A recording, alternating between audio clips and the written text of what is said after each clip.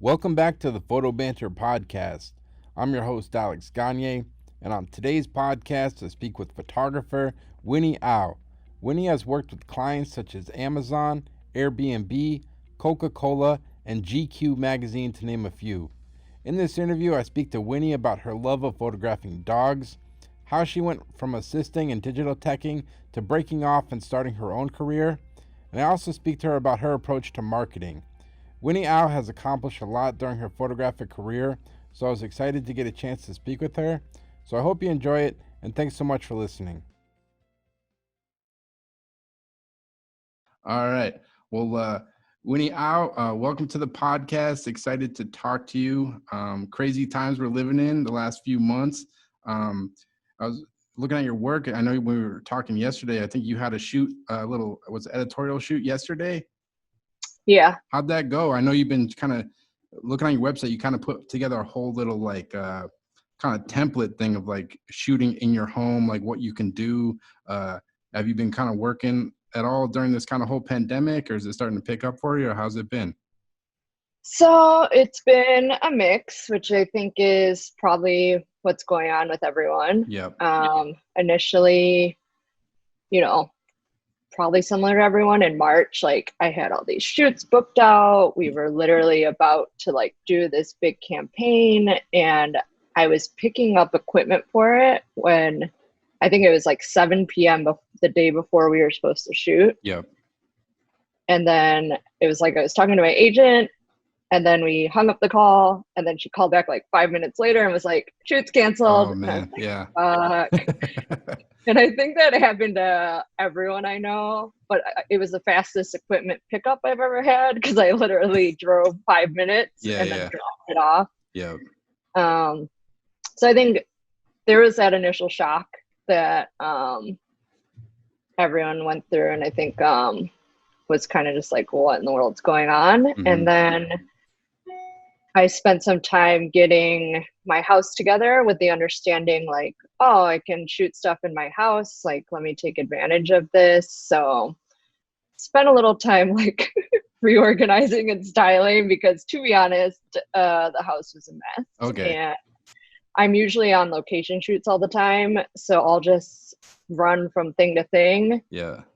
And there's often not time to do all the things that you're like, yeah, I'd love to do that. Mm-hmm. So it's been good because I've done a few of these at-home shoots. The one I did yesterday was for the New York Times. So I was shooting some food in my kitchen, and it's fun. It's challenging to work by yourself, I would say. Yeah. I'm used to working with like small crews, but I think when it comes to food, all of a sudden you're cooking everything, you're styling it, you're shooting and lighting it. So I would say because like styling's like a real skill. Like people that are really good at that, it's like its own thing pretty much. I mean, obviously when you first start out, you're not working with stylists when you're first starting. So is that kind of like you said, you're just trying to make it work in these weird circumstances pretty much, right? Yeah. So I think I'm upping my styling game because that's not something I've, really been in charge of fully. Like I always just, work with great people and help them. Yeah. I think it was smart. You kind of put that like treatment thing together, like what you could offer when you're shooting at home.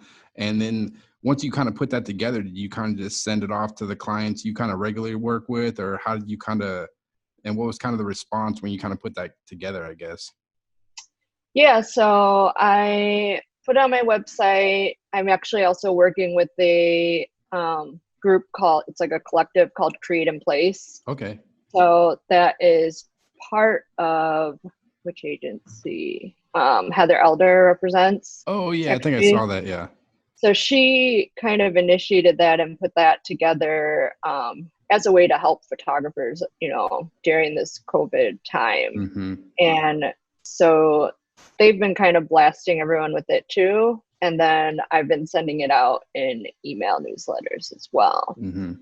So I think, yeah. Yeah, no, it's smart. It's like do whatever you can do in these times because it's like, yeah, everyone I talk to, it seems like now it's starting to, there's some productions happening. Like I know I'm working on my first like little like commercial job tomorrow where it's actually like a crew, but that's like the first thing.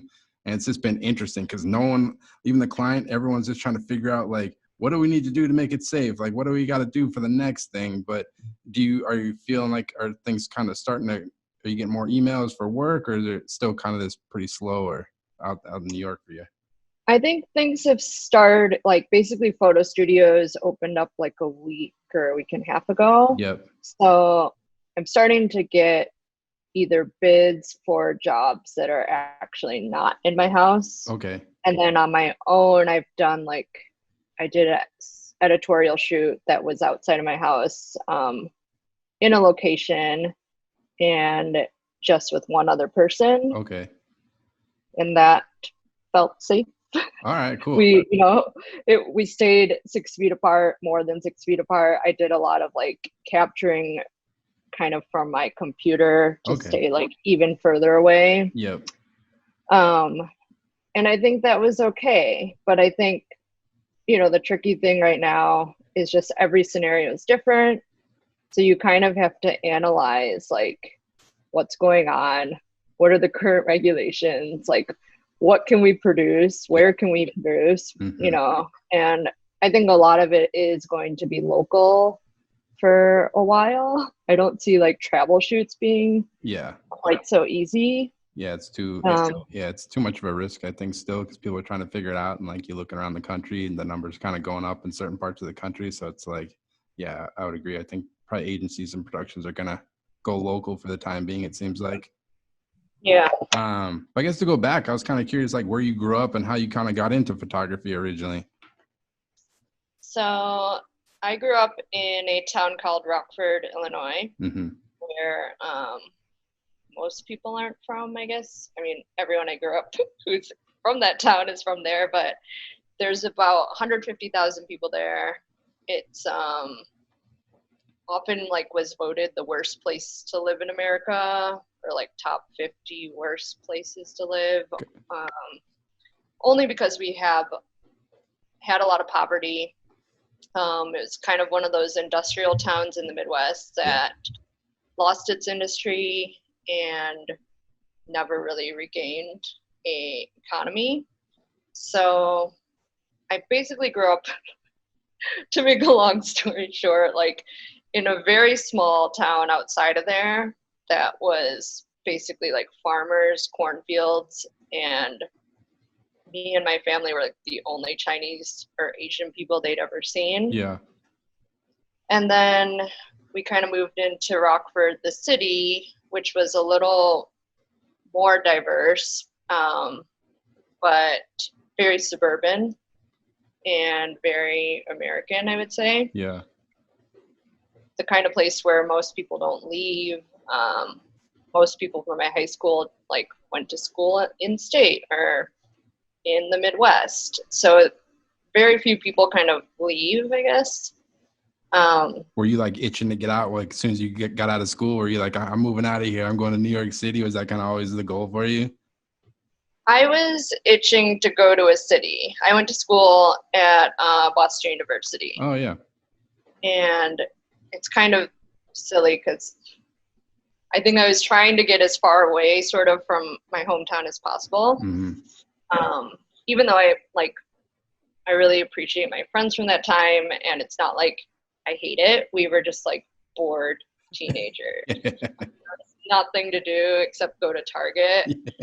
And I think in a sense that I feel like it fueled my creativity to be somewhere where there was no distractions. Yeah. So I think I always grew up thinking like I'll never live in New York, and I think that was the feeling a lot of people in town had, like we would never be in a big city. But I thought Boston was like a nice in between. Like I wasn't too intimidated by it. It seemed smallish, but like you can get from downtown to the other side in like 10 minutes. It's like pretty easy to navigate pretty much. Yeah, it was appealing. And there was basically like a poster of people on a crew boat in my like college like career office at my school, and I was like, that looks nice. And so I was like, oh, I'll fly there. And I remember when I visited colleges, I was in Boston, and I was like, they've got an ice skating rink in the middle of the city, and I'm like, it's perfect. Like my decisions as a teenager Ice skating were not like normal ways you decide, like, how should I choose a career? Like, what school should I go to? I was like, ice skating rink, great. Yeah. Moving there. Hey, you like, had an eye for like aesthetics and like a location from the get-go. Because when did you start taking pictures? Was that something you were doing like in high school, or did that something come to you like kind of later in life, or when did that kind of start for you? I was a high school yearbook photographer. Okay. So my first training on an SLR was then, and it was all on film. So it's actually pretty great because they sent us all on a 1-week camp at Indiana University to learn how to use film and like how to develop all that darkroom stuff. So I learned that way. Then I photographed a lot of like football games and cheerleading squads and like all the very like American stuff. And I think it was good for me because I was kind of nerdy in high school. Like, I don't know, I was into like learning, and then I learned that that makes you really unpopular. Hey, but once you grow up, man, that's when it works out for you. You know, knowledge is power. That's what they say. But it's the unfortunate part about our school system. It's like you're not really encouraged to sometimes, be curious. So Definitely. I think being in photography helped me, and I was able to explore, like, I don't think I would have gone to football games and basketball games if I didn't have to photograph them. Mm-hmm. And I think it made me appreciate sports more. It's not something I shoot now, but like it made me appreciate, I guess, not just see people as like, they're a jock, they're too cool, like whatever. Like I could see the hard work people were putting in to all these different sports. So that was good. And I think I had to make relationships with the people I was photographing. So it was also a chance for me to like be social, like practice my social skills. Yeah. I think that's the best thing about photography. I know a lot of photographers are kind of like introverted people, but like at least I was like that too in high school, where it like forced me to like interact with people, like you said, like maybe you wouldn't normally go to a football game. And that's kind of the cool thing about photography. And I imagine still like in your career, I know you shoot like food and all these different things, but every once in a while you're going to get thrown a curveball and have to photograph something that you never thought you were going to photograph, probably, right? Yeah. Definitely. That's cool. So when did you start thinking like photography could like be a career for you? Like, were you even thinking of that like in college? Was that where you were kind of studying, or when did that kind of come? So what did I do? I studied communications and advertising at BU. Yeah. And so I thought I wanted to be like an art director in advertising. And again, I chose advertising because I really liked infomercials as a teenager. when he's out here trying to sell like like little like scrub daddies or something. I was like obsessed with them. So I was like, my dream job is obviously to create infomercials. So again, it's like, I don't know if your like 17-year-old self should really make your life decisions. Seriously. I'm 35 and I'm still trying to figure it out. Yeah, it's like they're really odd decisions, but whatever. Yeah. So I took photography class. Like the good thing about the program at BU was I had a ton of electives. Mm-hmm. So I did photojournalism just for fun. Yeah. Somehow I had all these like holes in my schedule, and I was like, I'll just take photo. So one of my professors there was a commercial photographer, and I think his name is Peter Smith. Okay. And he at some point was like, you're pretty good at this, and like you should consider it as a career. Mm-hmm. And I didn't really know it was really an option at the time. So I think that was actually really helpful. Like all these things that teachers do, they seem maybe small to them, but it is actually really eye-opening to someone who has no idea. Yeah.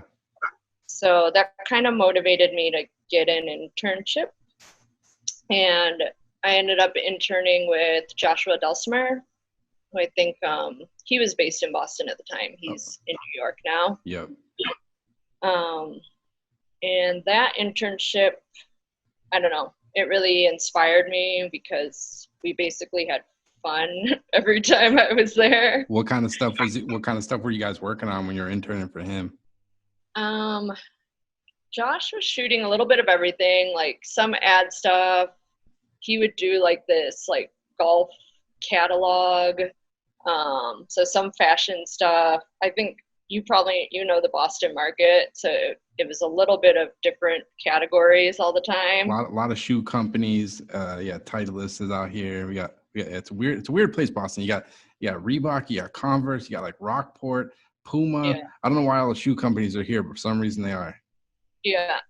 I don't know how that happened either. So we definitely did some shoe stuff, but it was a mix of studio and location, and it was all film back then. So I learned how to like load medium format cameras and use strobe lighting. Like all the stuff I learned in college was really more about storytelling. Mm-hmm. It wasn't super technical. And so working with Josh was great because I really got that technical background that, you know, isn't that easy to, I don't know, Yeah, find it. that's like before YouTube and stuff. Like, so you just had to like really do the work. I remember I grew up shooting film. I was like, there was no YouTube or anything like that. So I was just like burning rolls of film, trying to figure it out. It's way different now. Yeah. But that's cool how you say it. Like you're kind of doing the photojournalism, and I can kind of like still kind of see an aspect of that in your work. Like especially when you're photographing like people in their homes and the kind of their spaces. Obviously, it looks like a little more stylized and stuff, but do you feel like that kind of photojournalism background kind of still kind of informs your work at all, or? Yeah, I mean, I started out doing street photography, I think because that's part of photojournalism and because it's free. Yeah, definitely. So I think what was good about that was, yeah, using your eye to capture something that's in front of you. Yeah. I think it was only later in my career that I'd learned how to like do the reverse of that, which is like make something appear in front of you Mm-hmm. that looks good, Yeah. essentially. Yeah. I mean, that's like the name of the game with advertising. It's like creating these scenarios that look real, but they're all fabricated with like models and locations and props and whatnot, right? Yeah. Yeah. So I think, yeah, it was great training to really understand how to tell a story. And I think a lot of my work in people's homes and spaces is about storytelling in more images than just one, even though I think one really powerful image is really important. Yep. I think the way that we consume media now is so much more driven by multiple images that just the way I guess I was brought up and like when my career started kind of informed that style. Yep.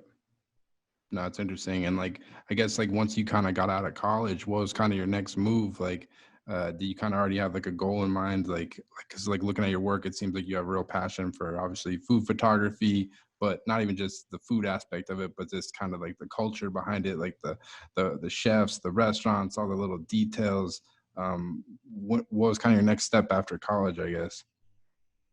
So after college, I continued assisting and studio managing for a few photographers in Boston.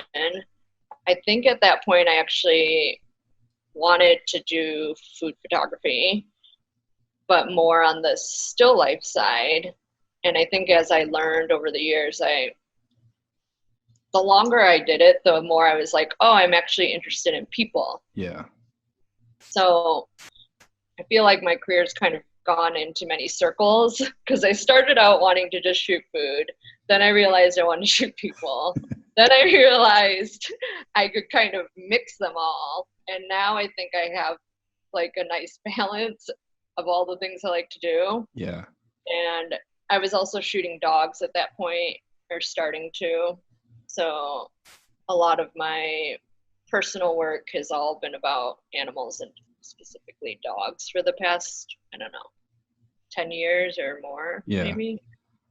So let's see, I gotta backtrack to where I was. No, it's all right. It's kind of interesting because like you kind of mentioned it, like the thing I was kind of impressed about your work, which I think is like hard to do. Like a lot of people just do like one little like niche thing, like they only shoot food, but you managed to like somehow do like you'll do like food, like tabletop, not tabletop, but like the detail of the actual food, but then you'll shoot the people, but it all looks like consistent. Was that like a hard thing to do to kind of like blend all those things? Like you'll shoot like interior spaces, portraits, the food, because that's like one thing I think I struggle with early on is like kind of finding your voice as a photographer and then kind of editing your work like on your website or portfolio so that people can like digest it and make sense of it, you know? So yes, I think that was always a challenge. And I think especially in the beginning of your career, I guess everyone has a different way they do stuff, but I always tell younger photographers to just kind of try everything because I guess that's sort of what worked for me. I basically tried out tons of different things. I said yes to any different job, like whatever category it was. Yeah. And the more, the more you shoot, the more you know, and the more you can learn. Mm-hmm. So through a lot of trial and error, I kind of figured out like, okay, this is working and this isn't. And like, I like this and I don't like this. And I think the longer I took pictures, the more I could isolate what was caused, like what makes a picture good or bad. Yeah. Like what was a success or a failure on that shoot. And I think understanding and being able to isolate those like pieces is very helpful for me in terms of growing and like knowing how to manage myself, my business, my work, like all that stuff. No, it's interesting. Yeah, it's like a real important aspect of like being a commercial photographer, even whatever photographer in general, is just like being able to edit your work and like make sense of it. Like how do you kind of like approach like the editing aspect of like I guess your website?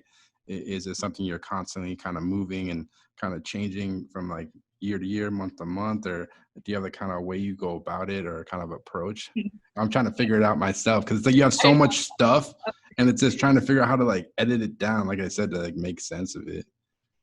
I think it's kind of a constant, like I'm one of those people that I get super focused on a task for a few hours at a time or like a day, a week, and then I'll like forget about it and get distracted by something else.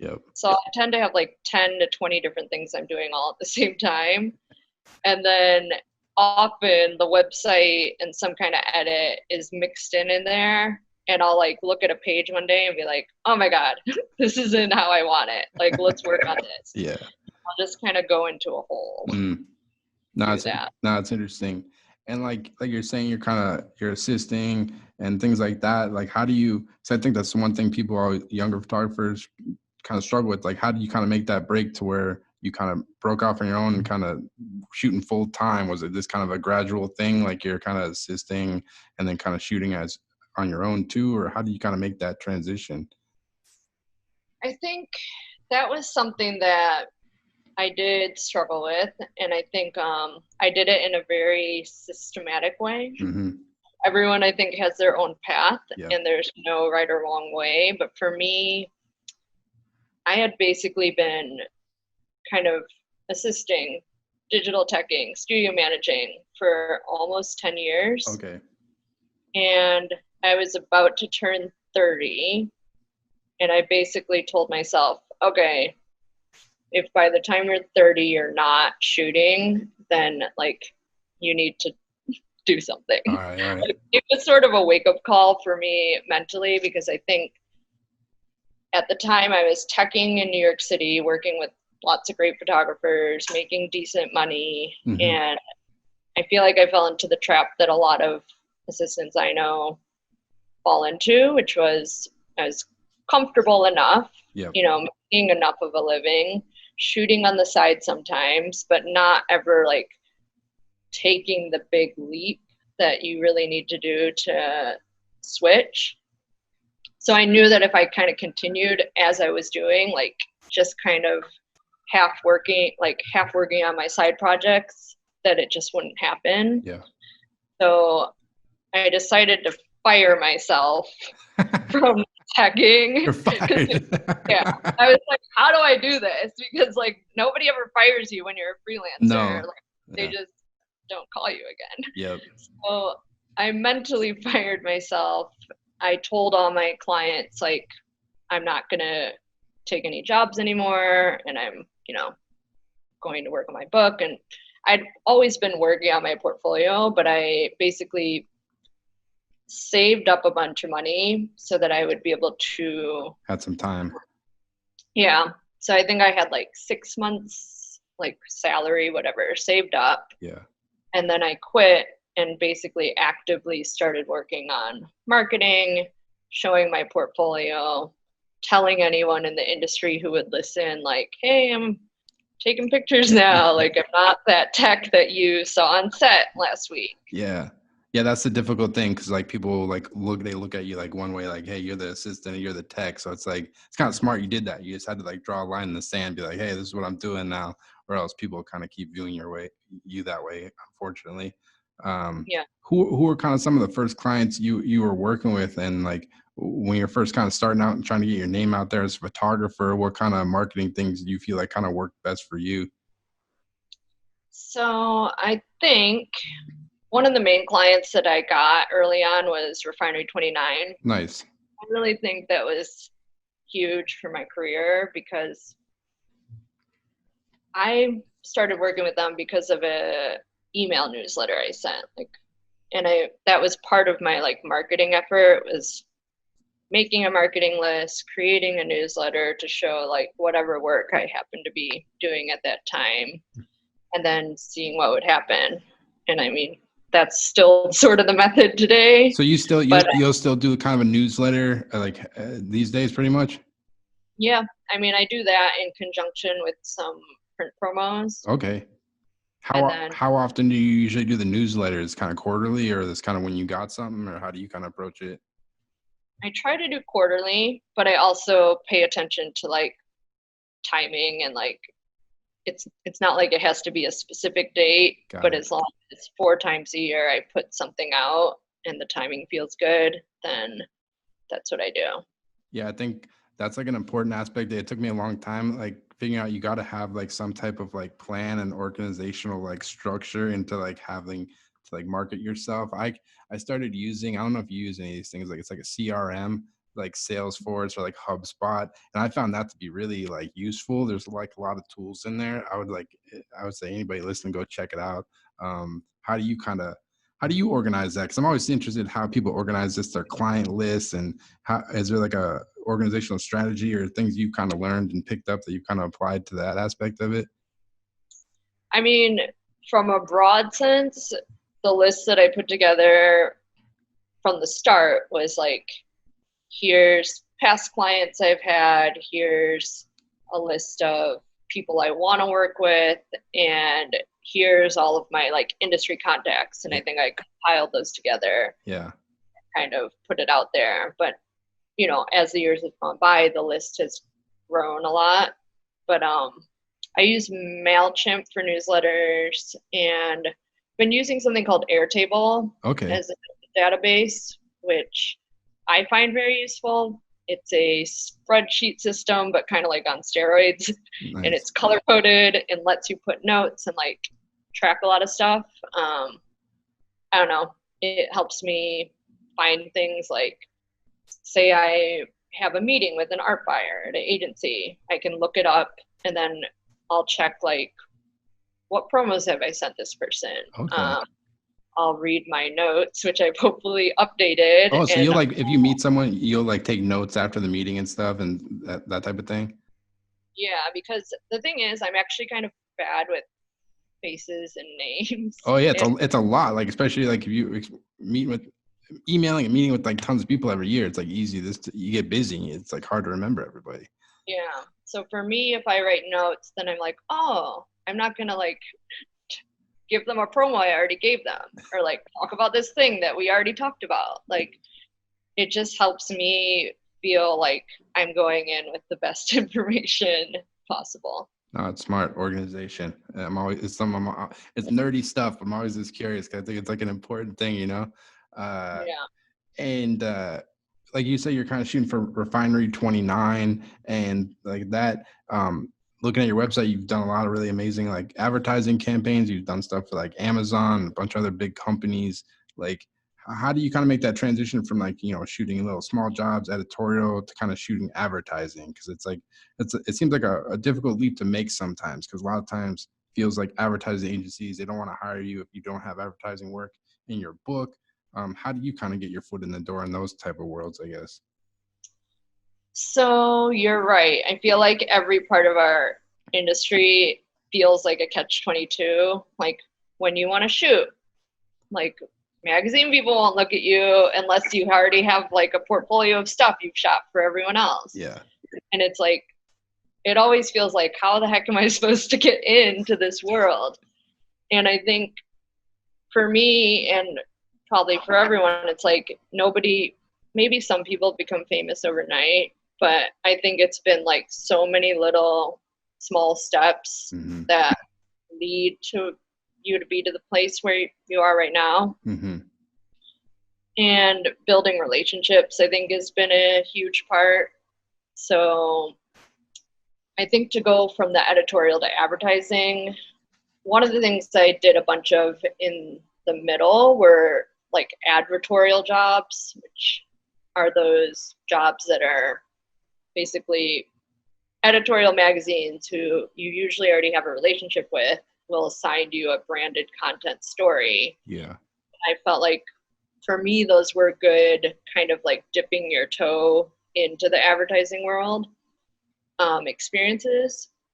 And then to get to the other side of like working with ad agencies and doing big commercial jobs, I think having an agent really did make a difference for me. Okay. In that side. I think I already had some contacts in the ad agency world just from Years of like digital teching and stuff and all that. So art buyers who trusted me from being around New York City would give me a chance on something smaller. Mm-hmm. But I signed with This Represents, like, I don't know how many years ago, but basically when they started, and my main rep is Natalie Fleming. Yep. She has a background as an art buyer at a bunch of ad agencies. I think, was she at 72 and Sunny for a while? Yeah. I think she was, yeah. She was right before she started our agency. So I feel like there was a lot of hand-holding in terms of like understanding what a creative call is, doing a treatment, just understanding the language of the advertising world that I definitely didn't know on my own. And I don't think I would have known if I didn't have like an ally in that sense. Yeah. Yeah, it's like definitely like knowing like what to charge for, because there's like all these like line items to the art producer. It says daily stuff, but like if you're just an editorial guy and you're this used to making like whatever $1,000 on an editorial shoot, it's like, oh damn, I can charge for this and that and that, and it's like, yeah, it's just having that knowledge. Was like finding a rep. Was that something you were like actively searching out? Did you kind of meet with a lot of reps before you decided to partner with This Is Reps? Yeah, so I guess I'm sort of methodical as I think about it. And when I went, on my like search for a rep, I definitely made a list of all the people I was interested in. I did a lot of outreach on email. I sent out a bunch of print promos to all the agencies I was interested in. And then from there, I ended up talking to about 3 or 4. And I think I talked a lot with all the people because I kind of treated it like dating. Yeah, definitely. It's a big commitment. You're giving out a big percentage of your every fee. It's like, yeah, you got to make the right decision. So that's smart. Yeah. So I really wanted someone who understood me creatively, and I don't know, I think I always hear horror stories of like, this rep is shady and walked away with all my money. And I was like, I don't want that to happen to me. Like, I spent so much like sweat and tears, like trying to get to where I am. Oh, yeah. I don't want to lose all of that. Mm-hmm. So with this represents, I think creatively we really had the best fit. So I felt like she and they would represent me the best, Yeah. you know? No, it seems smart. Like it's like, cause like what were kind of some of the things you're looking for? Like, what do you think it was that made you go with them? Was it like something, this their kind of approach to how they wanted to market you, or is it? Did you kind of look at like some of the other photographers that were on the roster or anything like that, or what do you think was this kind of made you guys kind of compatible? I guess. I think I wanted someone who I felt was going to like lead me, I guess, where we could be partners. But I think some of the agencies I was talking to had been around for a long time. And while I valued their experience, I kind of didn't want to be in like a old school environment. I don't know how to explain it. You want someone that's hungry, that's trying to build at the same time. Yeah, you don't. Yeah, not someone that's like jaded. You know, I think that's smart. Mm-hmm. Yeah.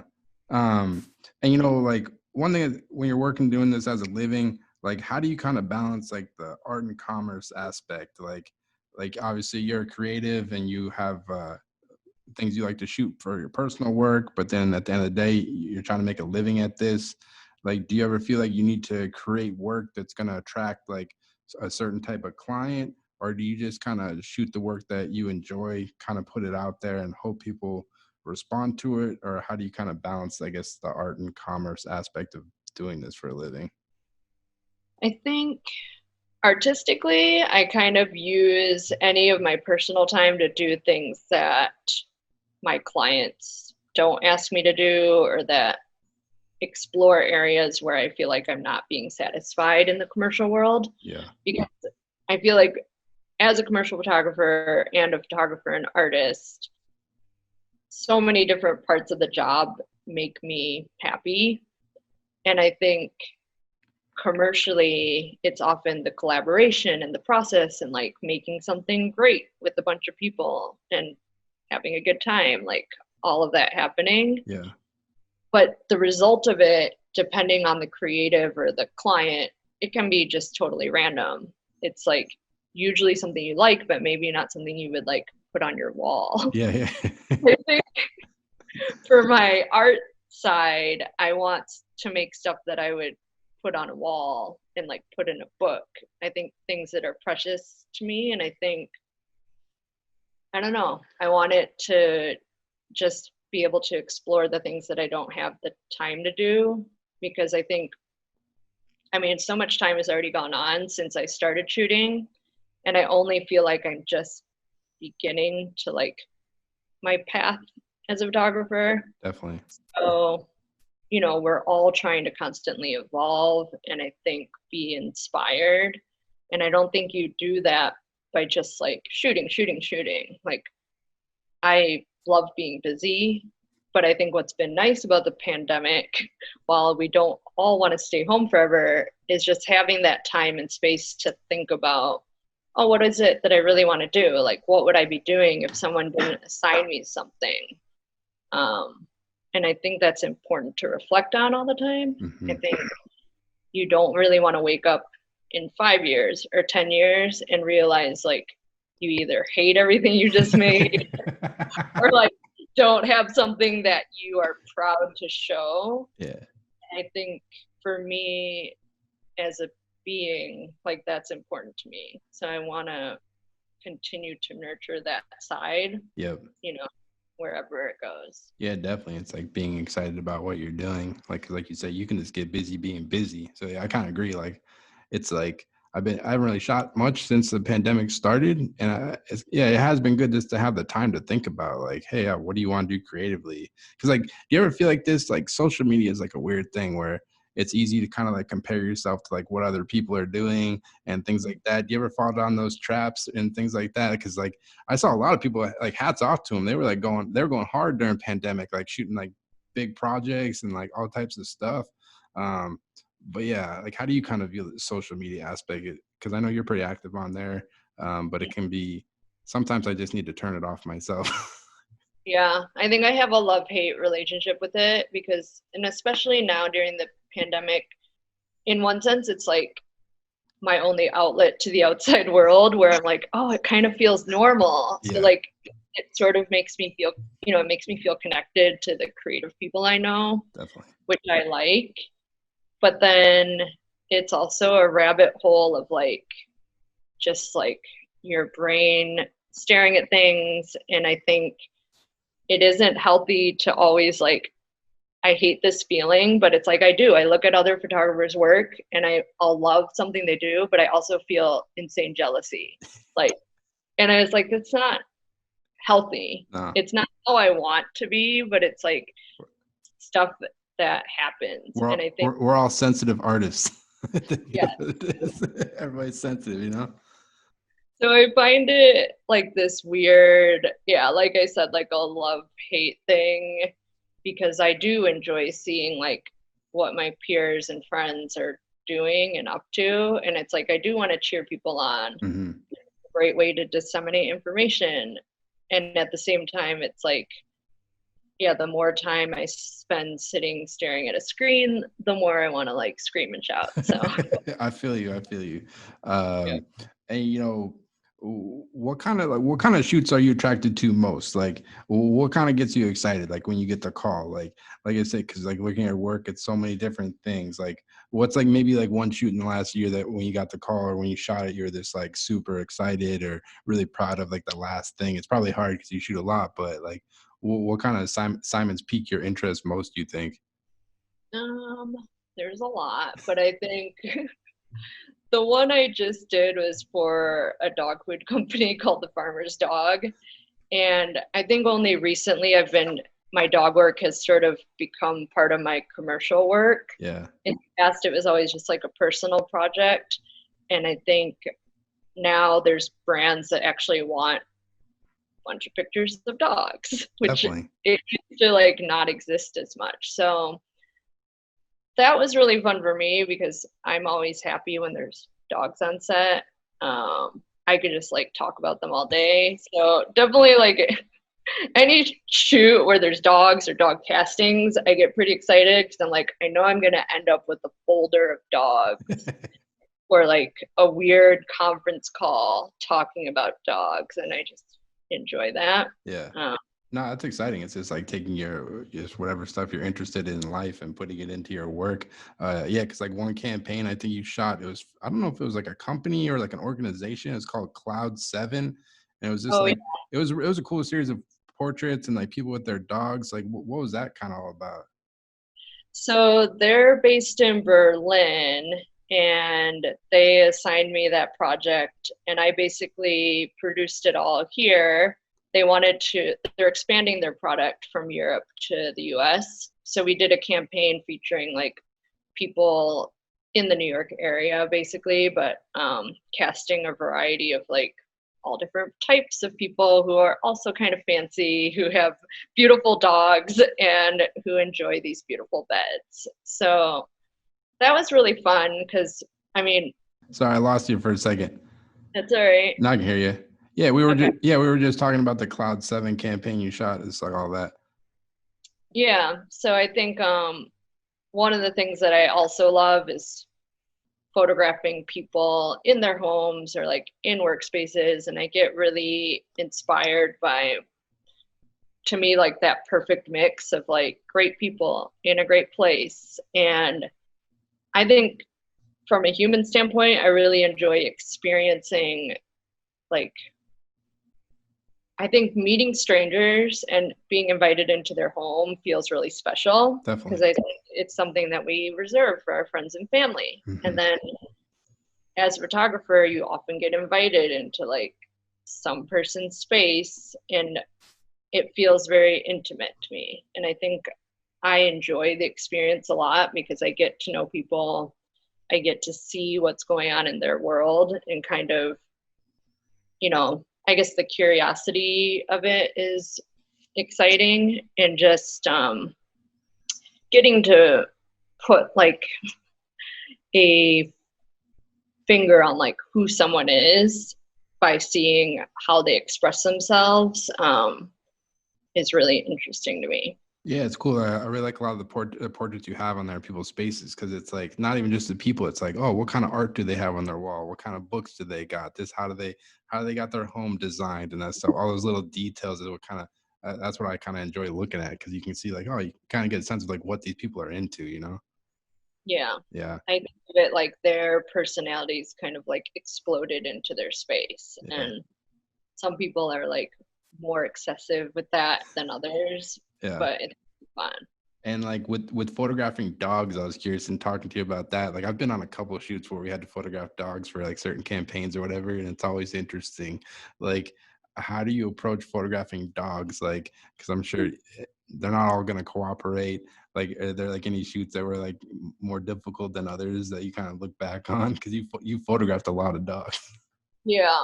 And it's like, I think I've had a couple more difficult. Well, one was I was assigned to shoot I think Mishka the talking husky for Purina, like early in my career. And it was with an ad agency. I was kind of nervous because I was like, ad job, blah, blah, blah. I get on the shoot and I think it was something I learned about like ad people being very specific. And the dog isn't like it's a YouTube star. So it's famous, like, I don't remember, 8 years ago or Yeah, whenever. And it's not like a trained actor dog. So the expectation of the agency and client was kind of different than what a regular dog could do. yeah. I think there was a bit of a challenge because I got on set and they're like, okay, the dog needs to look this way at the camera. The dog's tail needs to curl in this direction. And I was like, wait a second. I'm like, I just need a pretty picture of the dog. And they're like, no, no, no, no, no. Yeah. That's not how this goes. Is there like a dog handler, like usually that kind of helps like facilitate this, or how do you approach those kind of shoots? For that, the handler was the owner. Yeah. So for any dog that's not like with an agency, the owner tends to be the handler essentially. Yep. And they usually have the best like understanding of what the dog can do and control over the animal. And I think you kind of learn like, all right, we just kind of have to trick this dog into doing what we want it to do. Yeah. Like obviously not they don't all understand like how to shake on command. Oops, sorry. It's like a plane going over my building right now. It's like this is like thunderstorms and getting this plane going over. Sorry. Yeah, no, it's really interesting. Like because like you were saying, like, do you still have those nerves? Like you mentioned, it's like an ad job. There's like a lot of pressure. Is that like something that took you a while to kind of get used to? Like you're kind of mentioning with that dog shoot, it's like a big ad job for a big company and they have certain things they want. Is that something you feel like you kind of just get better at over time just with the experience, or you still kind of have those nerves sometimes?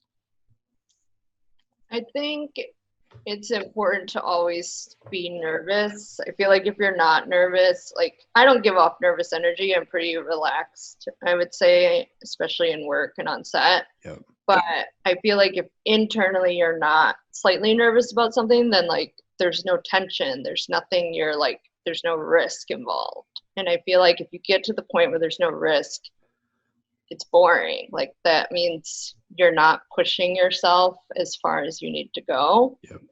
So I generally don't get nervous about ad shoots, but I do want them all to get like go smoothly. Like dotting those I's, crossing those T's. Like I know like some of those jobs, like the night before, I'll be like checking my equipment like 35 times, like making sure I got everything. I got back on this court, back on this court. It's just like it's like being prepared. I think that's the thing, you know. Yeah. And I think it's just like what I like about this industry is it doesn't matter how many times you've done a job. They're all different, you know, even if it sounds like the same formula, it's like you get on to this shoot or that shoot and it's like, oh, that's different. And like, now I got to figure this out. And I think I enjoy problem solving. So that part of it makes me feel good. Yeah, definitely. It's just like, yeah, anytime you can walk away successful and like be proud of what you made, it's just like, all right, I did it. Like, keep it moving, keep the train moving. 'Cause one cool shoot on your website, you photographed the actor Billy Porter I believe for like Bust magazine. It was a cool shoot, and it seemed like a little different than what you normally do, because like you were kind of shooting in the studio. It's kind of more like, I think they had like some cool, like, I don't know if it was like string or something. Like it was like some cool like props or whatever.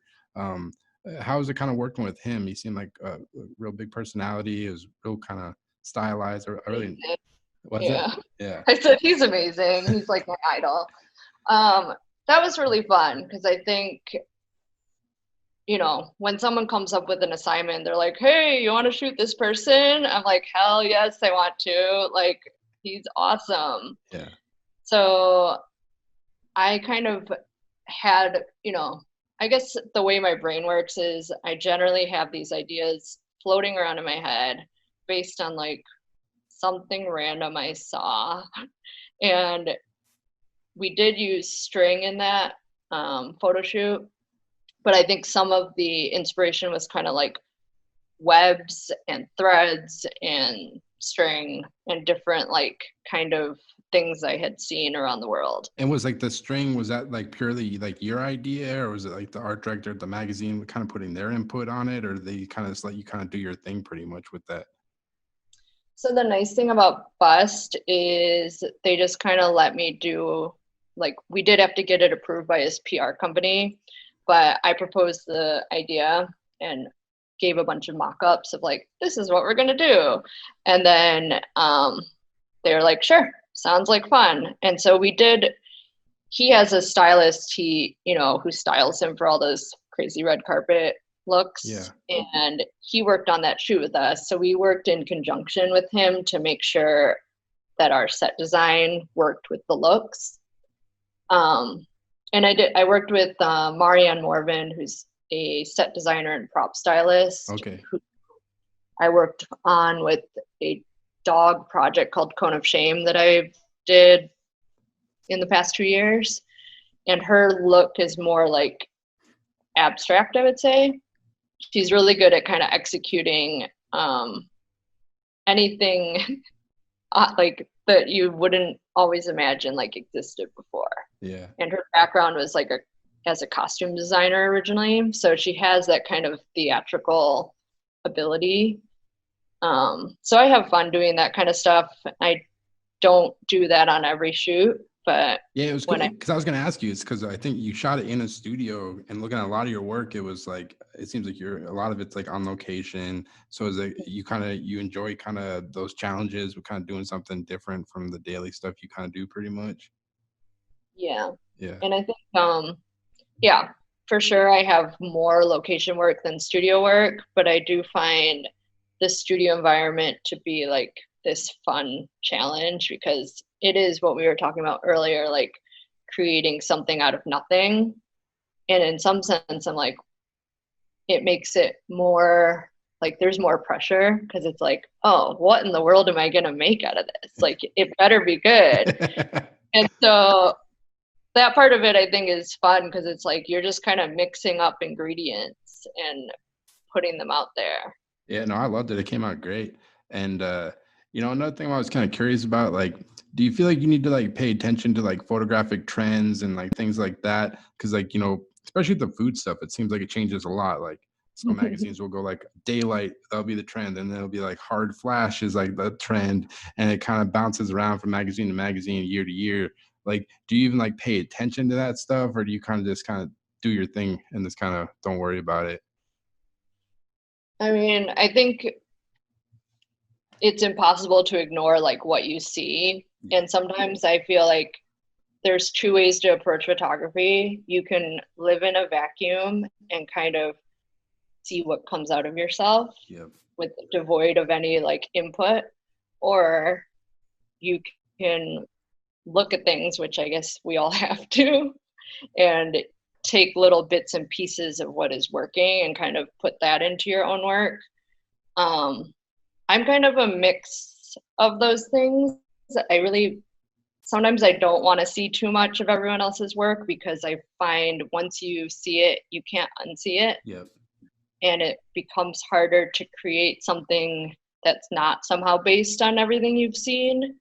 And at the same time, I think it's good to be inspired by visuals. So I tend to try to look for inspiration in like nature or movies or paintings, and I try to go a little out of the photo field so I don't feel like I'm just like too much Yeah, staring at other photographers' work. definitely. But at the same time, I just think there's only like kind of soft light and hard light. Like it's like no matter how long we work in this industry, the lighting and like the looks kind of they've never really they have changed, but they haven't. Yeah. And I think in that sense, you know, you just kind of create like I want to create what I want to create. Hmm. I don't think you should follow trends. I think it's a bad way to like approach business. I feel like you have to follow like what you love doing Yeah. and then put it out there and, you know, let people come to you. Yeah, I think like the main thing is like if you got in this business to make money, you're in the wrong business. So you might as well just make the work you like, you know? That's how I kind of view it. It's like Yeah. you might as well just make the stuff you want. And speaking of stuff you like making, you kind of mentioned it earlier, your project Cone of Shame. How did that kind of come about? Because like you're kind of mentioned a little bit, you're working with the it's like a prop stylist, and you guys made Mm. these really cool like cones. How did that kind of start?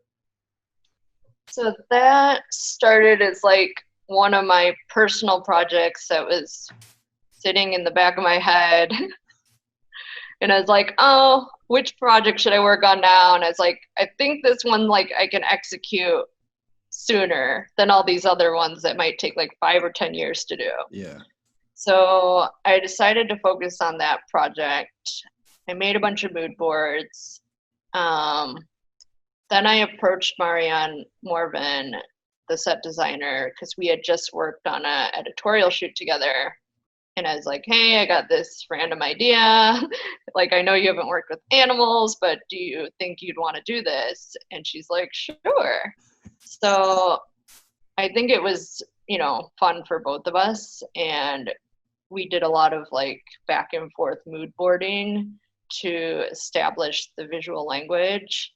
Yeah, and it was great. Which We one kind was of the toughest? Because there's like all these different types of dogs. Like one, it looks like, I don't know, it almost looks like it's like cotton candy around his head. Another one is like straw. Like out of these series, I'll link it so people can go check it out. So basically, it's just like dogs, like cones, like as if they like a dog with this had surgery, but they're like creative cones. Like which out of these like ones you got on your website, which one was like the most difficult to execute, you think?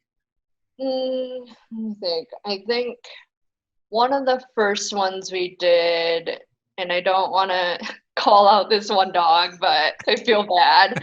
But we photographed this adorable pit bull named Lux, and she was very, very high energy because basically when I do a dog casting, I'll do a mix of untrained and trained dogs and just kind of, you know, we'll cast them based on their look or based, like, since it's not an ad shoot, I can work with ones that haven't been in photo shoots before. Yeah.